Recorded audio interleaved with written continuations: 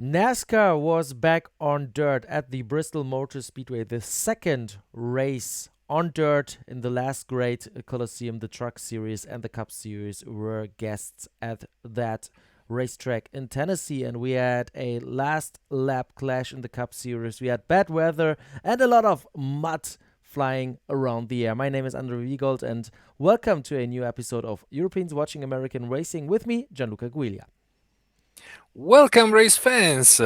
Um, well, it was a action-packed weekend. NASCAR only on track at Easter. It was a nice experiment. Andre, did you like racing on Easter? To be honest, no, because I have a lot of stuff to do on Eastern because we had the season opener of the Raceway Venray season. Raceway Venray is the only short track in Europe in the Netherlands, similar to Bristol at least, with half mile of length and up to 25 degrees of banking. So I was there on Easter Monday and I had to prepare stuff for that. And basically, I liked it when I had a NASCAR free weekend there because I could focus on this stuff.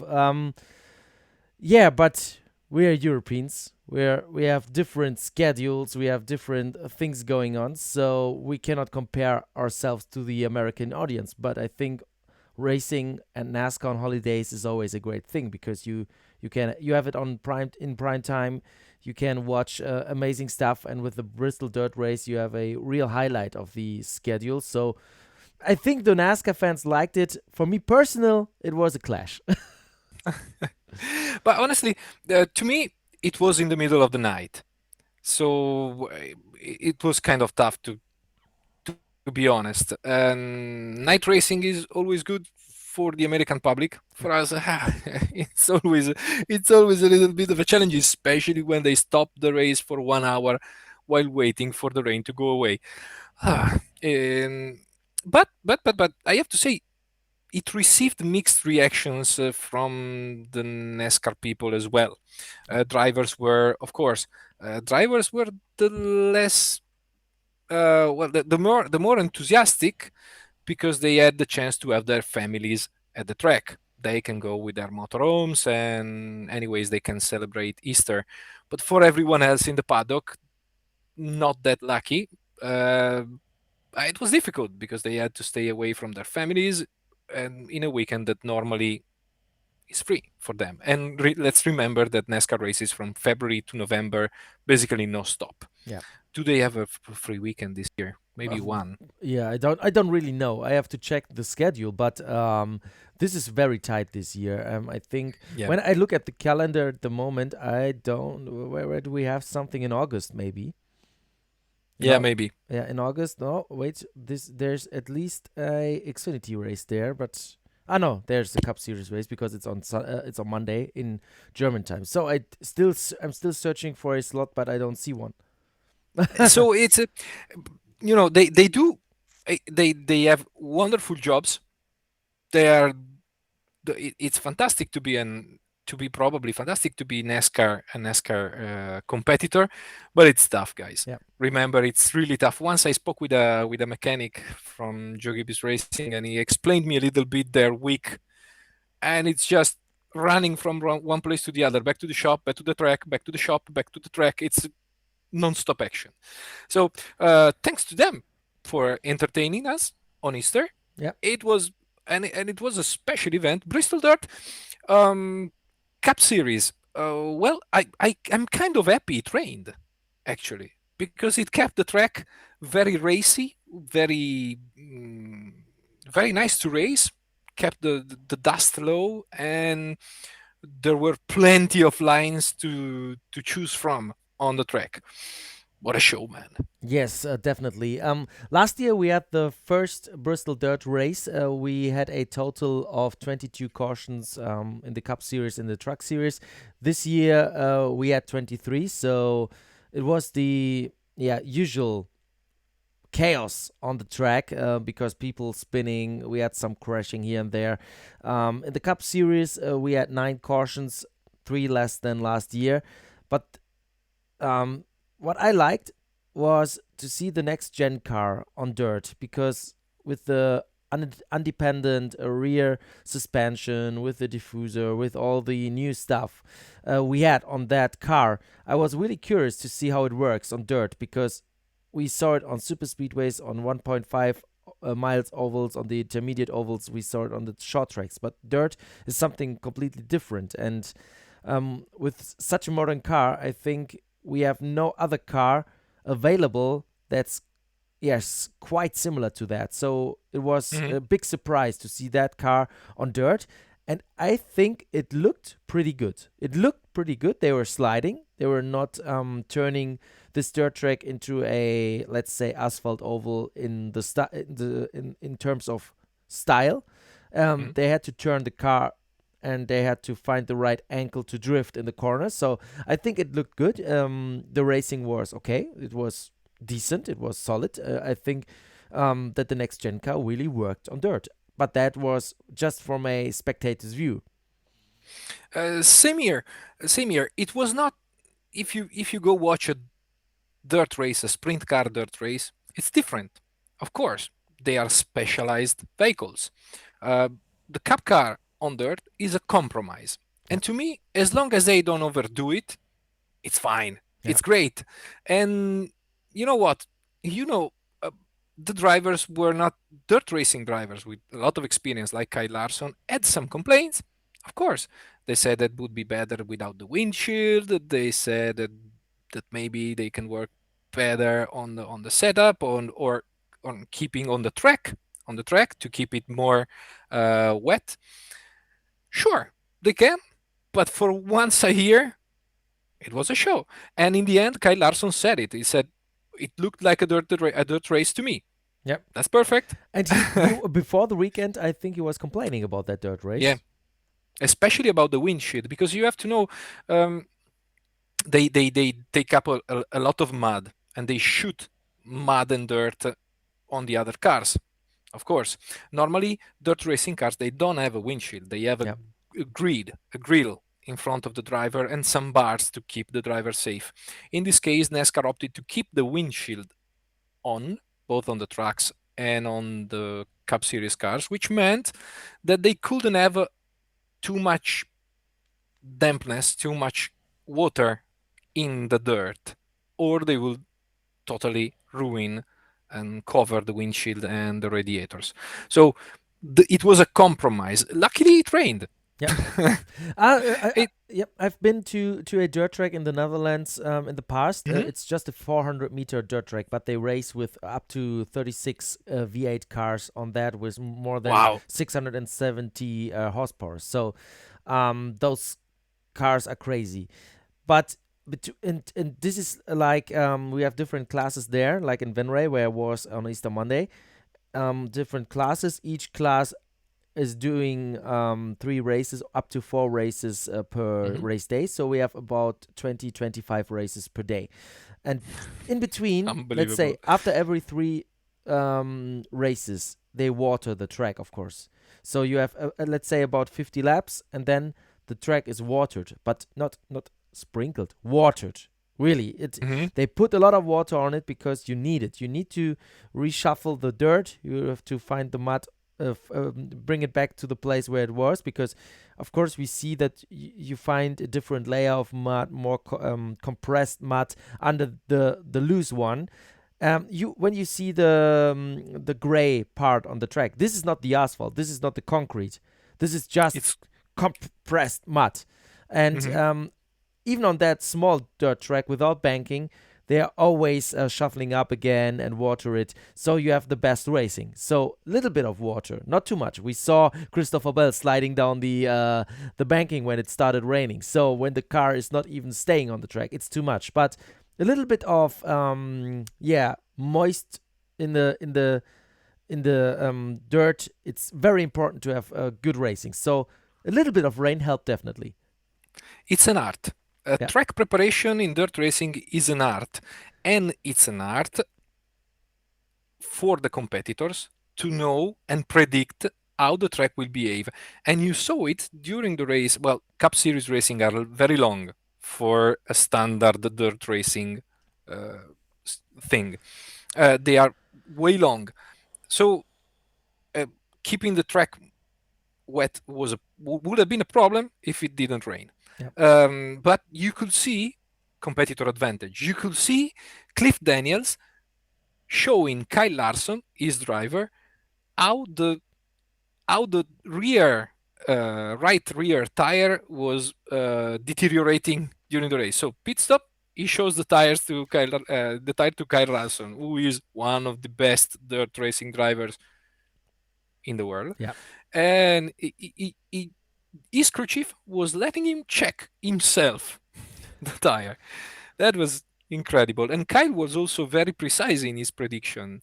He said before the race, he was saying, yes, this will become one more and more. We will go to the top and then to the bottom again and then to the top again and then to the bottom.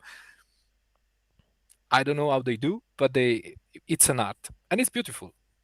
Yes, I really liked it. And what I also saw is that some guys were really struggling and wrestling with the car. Oh, For yes. example, Alex Bowman, who spun Hmm. by him without any contact from from another driver. Afterwards, he was involved in a crash, but you saw some people really having problems keeping that car on track, and that meant that the car is not easy to drive. And this is what we want to see. We want to see dirt specialists, the guys able to cope with such a situation, being on top of the standings. And what I really like on at Bristol Dirt is that you have another race like Talladega, like Daytona, no, like Atlanta.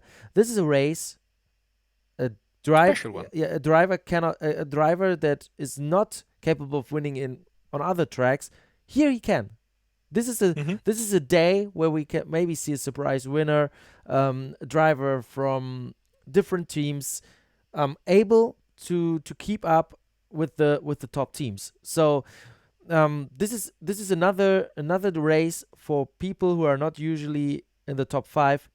It's their time to shine, and to have those races, it's really important because um, NASCAR is all about different winners, unpredictable races. You Hmm. can watch Formula One if you want to have the same 2, 3 drivers winning all the races. That's no problem. You can go to IndyCar racing where you can see at least 10, maybe 15 different drivers capable of winning. But in a race like Daytona, Talladega, no Atlanta with the Super Speedway package, and let's say Bristol Dirt, we have 36 plus maybe 40 drivers capable of winning in the end. Hmm. And this is what I Yes. really like. But at the same time, it's pretty hard to yeah, keep the cars on track. So we have the skills of dirt track drivers. We have a hard to drive car. We have a one-off situation with the Bristol Dirt, and all those ingredients, I think, makes this event so special. And we saw at Bristol, we saw a very strong, of course, Kyle Larson, but also Chase Briscoe, who had a flat tire in stage one, but still recovered to be competitive and in the mix in the end. A very strong Christopher Bell, another dirt racing ace. Ty Dillon and Austin Dillon were both really good. And of course, Daniel Suarez used an interesting strategy by not pitting at the end of stage one to be out front in stage two, and he was pretty competitive. I saw Kevin Harvick struggle Yeah. big time. He really didn't like Bristol Dirt, and but there is one exception, and he's the guy who won, who was very vocal against Bristol Dirt. No, I don't like it. It's not what we should do. I don't know what we are doing, why we are doing it, blah blah blah blah blah, and he wins the race. Yeah. Let's go through to the stages first. Kyle Yes. Larson won the first stage ahead of Ty Dillon, Christopher Bell, Austin Dillon, and Kyle Busch. And we had in stage two Chase Briscoe winning that segment ahead of Christopher Bell, Daniel Suarez, Chase Elliott, and Kyle Busch again in fifth. And then we had the last lap. We have to talk about the last lap. Yes, we had a lot of things going on in between the race, but that last lap is one that you will remember for ages. We had Tyler Reddick in front and a chasing Chase Briscoe. Sorry for that joke. And we had the slide job in the very last corner, and Chase Briscoe sending the car to the inside. And you saw Tyler Reddick somehow anticipating that move. He tried to back up a little bit, let Chase Briscoe go up and maybe And then do the crossover. crisscross, yes, and win the race. But they touched, and Tyler Reddick spun. He did an amazing save with the car. He Oh pushed the yes. gas, he pushed the throttle, and he was beaten by Kyle Busch, who was, I think, 3 seconds behind those two in the last lap by, let's say, 5 meters. Yes, more or less, because it was literally going from the bottom of the apron towards the start finish line, trying to find traction on the dirt, and Kyle Busch came Yeah. by on the outside. Oh. Yeah. 16th career win for Kyle Busch. The 18th consecutive season he wins at least one race, and he's uh, now tied with Richard Petty for it. yes. This is amazing. Kyle Busch. Um, yeah. Uh, you think he is in trouble. You think he struggles, and then boom, he's there. And he said, "Yeah, I don't care how I win. I don't really care. A win is a win. It's all about winning. I won. It's in the books. I don't care." Except that he complained about someone stealing a win earlier this year. He is the perfect heel. We Yeah. know we are both wrestling fans. You have to know, guys at home. Yeah. We are both wrestling fans, and we know they how they in wrestling they play their character. There are heels, the bad guys, and baby faces, the good guys. Well, Kyle Busch is your perfect heel. When the moment he climbed out of the car, the boos were deafening, fantastic, and he said, "What? I didn't even do nothing." Yeah. And he said, "It's awesome. I feel like Dale Earnhardt Sr. Yeah. Bring it on, baby." Fantastic. And meanwhile, Tyler Reddick and Chase Briscoe met in the paddock or in the pit lane, and it was interesting. Tyler Reddick blamed himself for not doing a clever move at the end. He was at front. He said, "I could have just pulled away. I could have managed to pull away, and I would not have been in that situation. And while I was in that situation, I was not even clever there." Chase Briscoe went down to the pit box of Tyler Reddick to meet this guy, and he apologized. Shake hands. They shook hands. Everything was fine. He apologized. The other one said, "Oh no, I did a mistake as well. It was racing. I totally understand you threw that last try to win the race." And they were shaking hands. The complete different thing we saw in the Xfinity series last week with Sam Mayer and Ty Gibbs. This is how you also can handle that situation. And I don't think you even lose character. I like it even like this because Chase Briscoe and Taylor Reddick, they did it like gentlemen. Gentlemen. And if you there's a tweet from Bob Procras. Bob was walking along with Chase Briscoe while Chase was going to Tyler Reddick, and there's a video.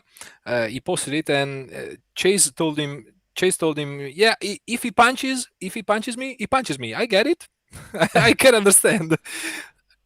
Well, that's a very nice approach. Very very nice from Chase Briscoe to go there and wanting to talk. Yeah. Wanting to talk, and from Tyler Reddick not to take it too personally. It was a very very nice moment. Yeah. And I think in the end it was a pretty decent race. Yes, a little bit too long due to the weather stuff. And yeah, for Europeans, quite tough to watch it. But in the end, I really liked it. I was entertained. And this is the most important part. For me, racing is we have a set of drivers capable of winning and going over the limit and do whatever they can to grab that win. They wrestle the car, they're going side by side. We have spectacular stuff. Of course, sometimes if you're a fan of a driver, you like him winning by 10 seconds. Of course, if you're a fan, it's good. But just, I want to do a comparison. I'm a soccer football fan, so European football fan. And if my club is winning every game or losing every game 6-0, I would definitely switch it off someday. Of course, sometimes you say, "Oh, very lucky for my heart, for my mental and physical health that they won 4-0 because so it was an easy win. I did not have to be too much involved."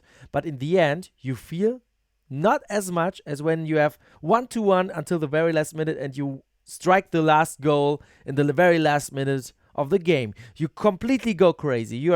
The tension is there in the whole game. And I think it's the same in racing. If you have a race with a guy pulling away, I totally respect the guy. I say, okay, this is a fast guy. He done an amazing job.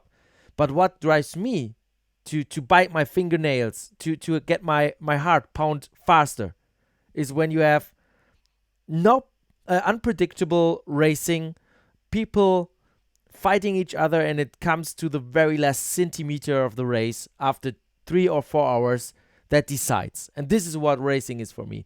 It's not about speed. It's not about people in danger in cars. It's for me. It's the last centimeter decides. This is what drives me into racing. I I just can quote you and add a little line because I'm an old guy.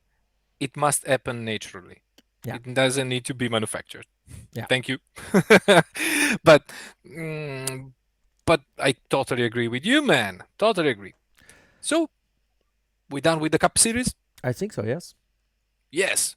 Truck Series. Oh well. Mister Mister Ben Rhodes, Yeah. guys. Amazing. This guy swept the race. Let's keep it simple. He swept the race. Stage 1, stage 2, and the final stage. The 99 of Thor Sport Racing, the Toyota, getting the maximum of points in a, yeah, also solid, good race, because we saw Carsten Hosivar at the front, leading laps, 55 in the end. He was capable of winning in his Nice Motorsports Chevrolet. Also, John Hunter Nemechek in the mix. We saw some tempers rising, I think. Also, very funny situation. Have you seen Matt DiBenedetto and I think Austin Wayne Self? Yes. You thought, what the hell is he doing? Is he trying to wreck him? No, the cars were connected. They were glued together. Yes. The commentator said, you think you saw everything, but then that happened. Yes, exactly. And they had to throw a caution and literally separate the cars somehow. Yeah. But about Ben Rhodes, Ben did an outstanding job.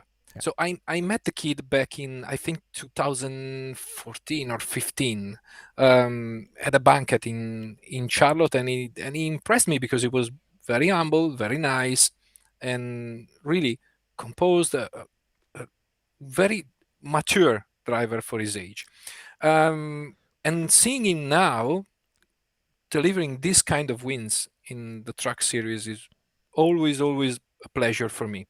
He he had a he didn't it wasn't really easy for him.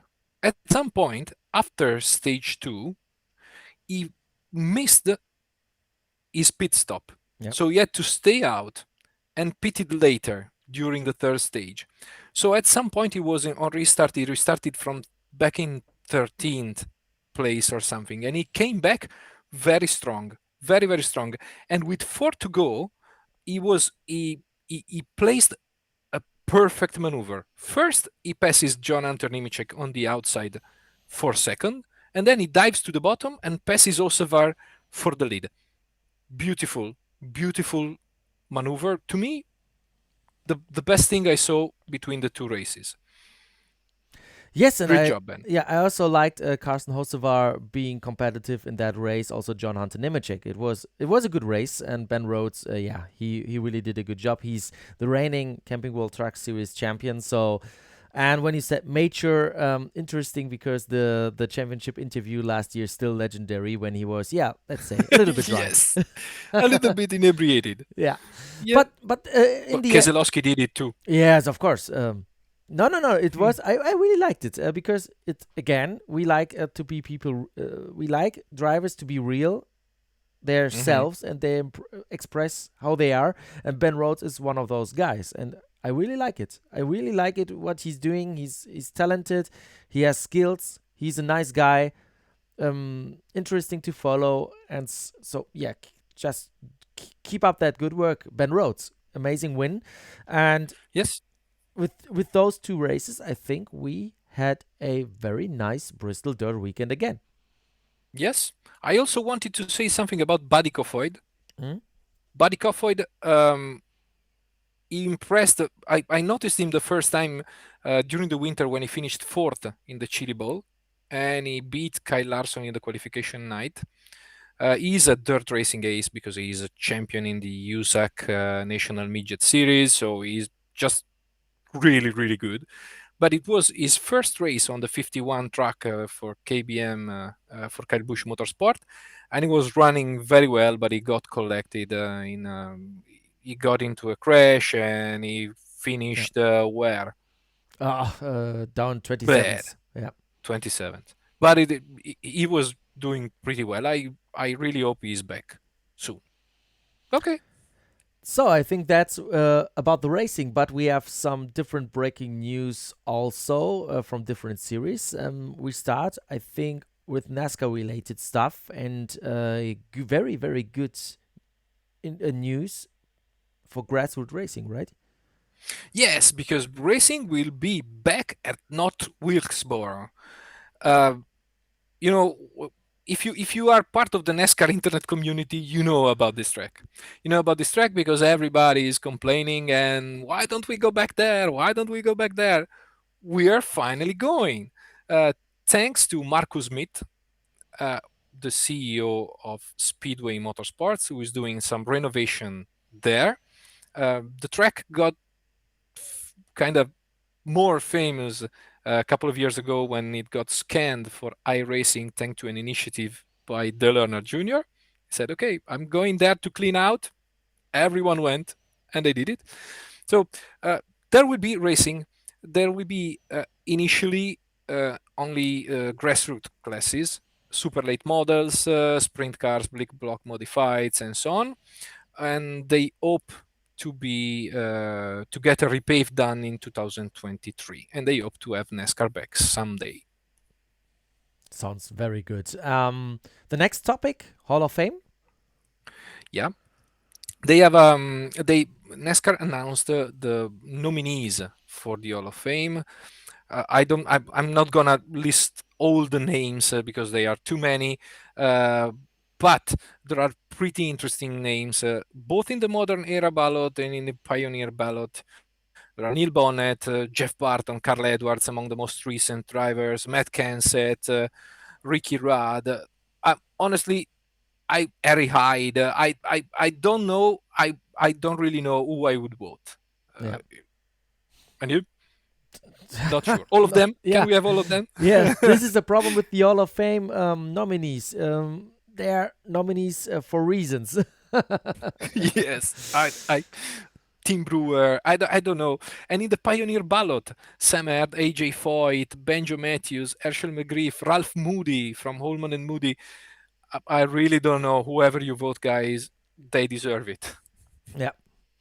Any Hmm. news from NASCAR, or can we switch to IndyCar?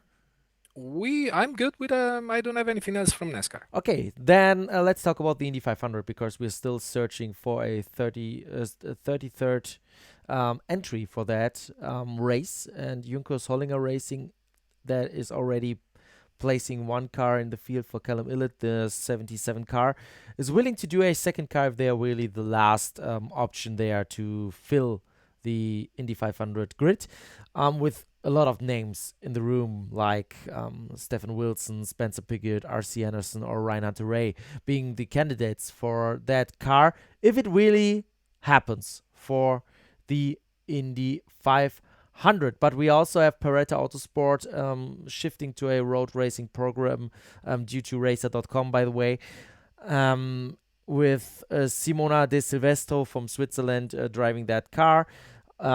Indy 500 and selected road courses in 2022 and a part-time schedule for 2023 possible. It's still not 100% sure, but that is what Racer.com with Marshall Pruitt announced last week. We also have some modifications to the Nashville road course.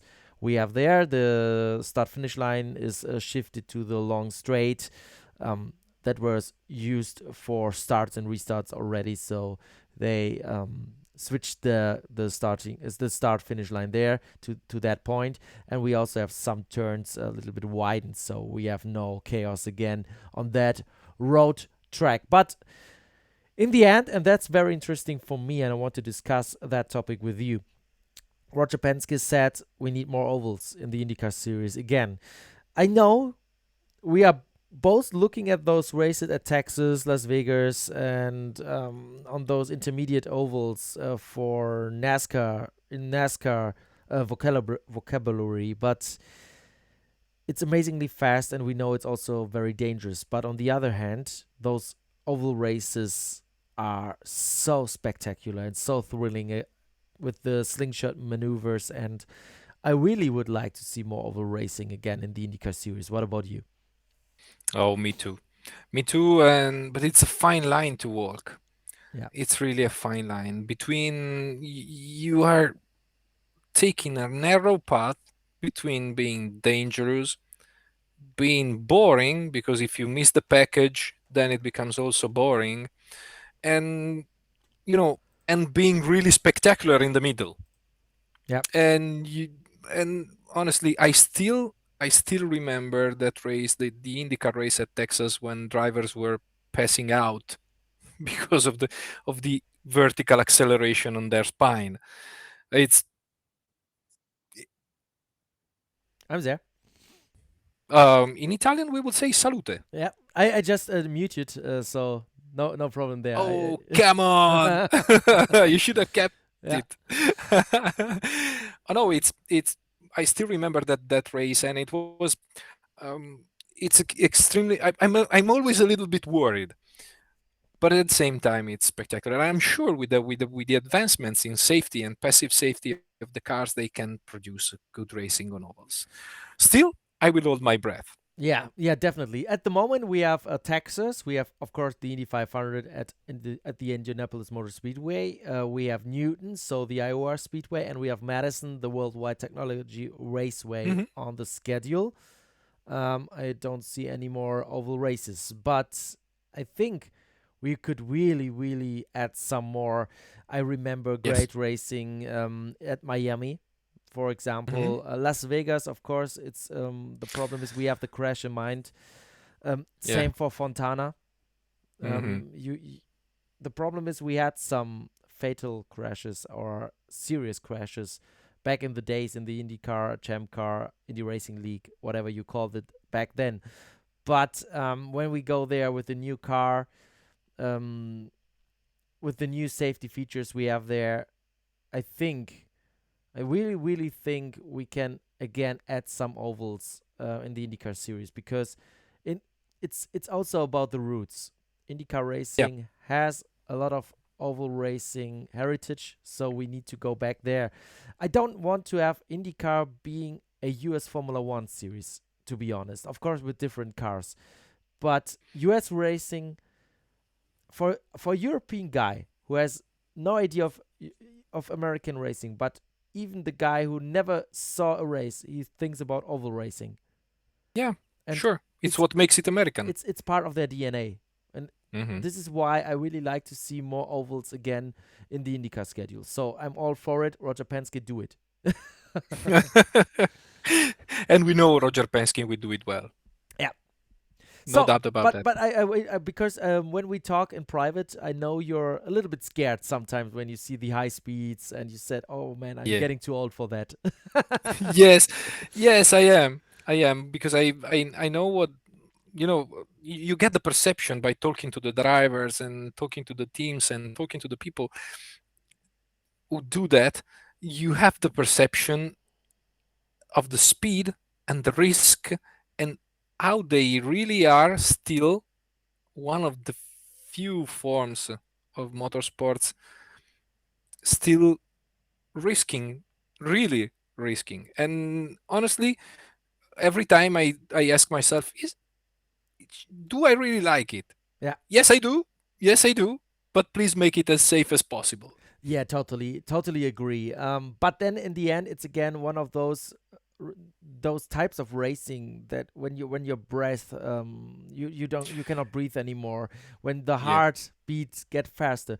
I said I'm not the guy who loves the danger. I don't like love the speed. This is not the part, but I what I really like is the entertainment on the Yep. novel racing course. I totally understand. I agree with you. We need to make it as safe as possible, even if Hmm. it means we have to slow them down a little bit. But on the other hand, slowing cars down on an oval track means more pack racing. And So makes it more dangerous. makes It's it a more. very fine line. It's very complicated. But in the end, the Texas race this year was amazing. Yes, it was. It was breathtaking. On the other hand, with the speeds, when you saw how can a car go that fast on an oval. And on the other hand, Mm. we saw amazing slingshot passes. We had different drivers capable of winning. We had tremendous overtaking. We had no problems that the third place guy was lapped. We had that in the Hmm. past. I think with the current package and with even with the new package we will get, in oval racing will be thrilling, exciting. So I'm all for it. Um, Even if you try maybe smaller ovals, I have no Yeah. problem in using more 1 mile ovals than 1.5 mile ovals. Like we have now Iowa, a smaller one, Worldwide Technology Speedway 1.25. Okay, but you also need to check the characteristics of the track. Yeah. Do we have very high banking and high speeds, or do we use an oval with lower banking so they have to reduce the speed in the corners and they don't get the speed too much on the straights without bunching them up in the pack racing? So basically, you have a big pot of oval tracks to choose from and try to make a contract with. We know that is also a very interesting part. You cannot go as a racing Hmm. series to a track and say, okay, I want to race on that date on your track. And they said, oh, of course, we waited It, for you to come. it's very easy for us to say why not, why they don't race at Pocono, why they don't race at Who the says old Monza Oval. why? Yeah, who says that Pocono wants them? Yeah, and then who says it can be done? Yeah. How much it costs? Ah, there are so It's many always, factors. Yes. yeah, it's always something that us as a fan, as fans, it's nice to say it, it's nice to wish for it, but Yeah. then making it happen, it's a lot of work, and I really smile every time I read that IndyCar should raise the old Monza banking. Guys, No. no. Nope. It's easy. No. Nope. It's also the same. We had it a few weeks or last week when I talked in a German show about NASCAR. Um, is NASCAR going to coming to Europe someday? No. When I'm living, no, it's easy. No, they will not do it. But they did it with Japan. Yeah, for what? For what price? With we For talked how long? you talked about the mechanics being away the whole year. They will not travel to Europe. It's easy. It's easy. And you said it with the tracks.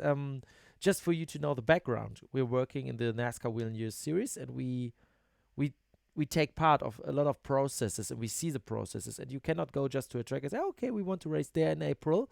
Give us the track. No, it's not possible. It's so many factors that are important to solve before you can race at a track, and the track has its characteristics, and they need some environment you have to bring as a series. The series needs environment at the track, and sometimes it fits and sometimes not. So you cannot just go there and say, okay, I want to race, let's do it, okay, no problem, and then everybody's happy walking together with hand in hand and everything's fine. That's not racing. Unless probably you are Elon Musk or someone like him, and you can then, of course, you can go but even Formula One is not. It's not easy for them as well. Yeah. They cannot just say, okay, let's go to Spa. Yeah, cool. Yeah. It doesn't work like that. No. It needs to be advantageous for both parts. Ah, Yes. and I was thinking about one thing, man, Yeah. about safety. We said ovals, they always scare me a little bit. Yes, but where did Jimmy Johnson break his hand? On a straight On a course. street course. So it's yeah, it's a little piece of news. He underwent a little small surgery to his hand, and he's gonna be fine for the next race. Yes. And he raced with that broken hand, so that it's just a small issue. But last year we had also, I think at Detroit, a heavy crash on a street course again. So Mm, yeah, basically, it can it happen. can happen on all tracks. Yes, the oval tracks, they have something dangerous in when you see the images. Yes, you And can feel it. and we know that the Indy 500 is a dangerous place for a race car driver. We saw so many close calls in the in the recent years, and we were Hmm. very happy that nothing happened. But that is not a guarantee. But Hmm.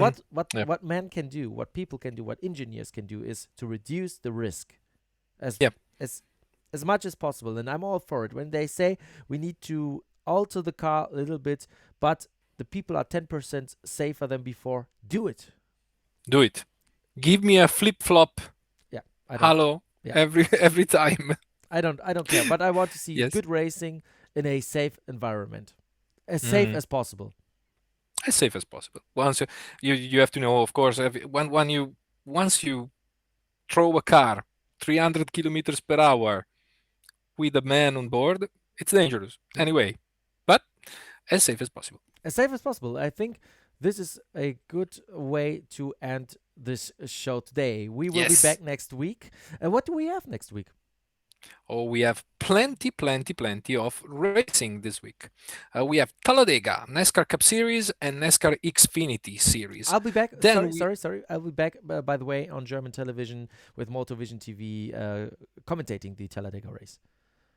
oh, cool, Yeah, cool, man. really looking So forward to we it. we will have a really tired André Yeah. on Tuesday morning, and then we have NHRA back on track at Houston Hmm. this weekend. So we have 3 races to talk about next week.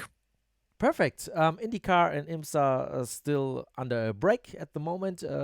We will talk about their races, upcoming races, in the next episode. So it's a wrap. I think we're done. And with that Yep. said, remember to follow us on social media. Listen to us on all major platforms for podcasts like Spotify, Google, Apple, um, Amazon, and so on. And also, of course, on YouTube with the video function on, so you can also see our faces.